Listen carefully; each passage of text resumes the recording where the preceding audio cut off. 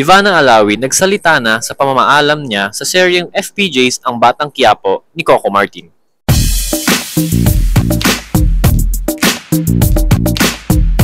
May bagong anggulo kung bakit mawawala na ang karakter ni Ivana Alawi as Bubbles sa FPJs Ang Batang Quiapo.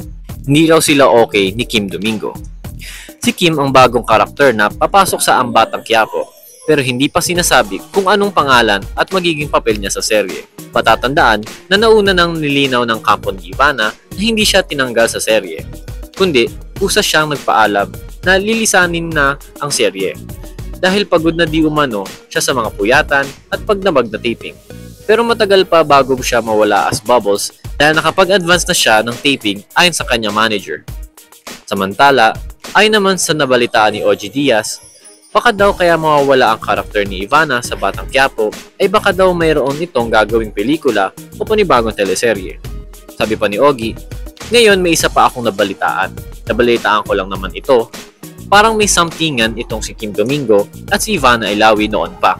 Ang narinig ko pa kung gaano katotoo ito at itinanong na rin natin dito na itong si Bubbles o Ivana Alawi ay nakipag-usap sa upper management para sabihin hindi niya gusto na maka-eksena itong si Kim Domingo. Kaya raw nag-resort na patayin na lang ang kanyang karakter. Kwento ni Ogie. Hirit ni Josa Poco, uma-attitude. Natawa naman sina Ogie at Mamaloy sa komento ni Josa Poco.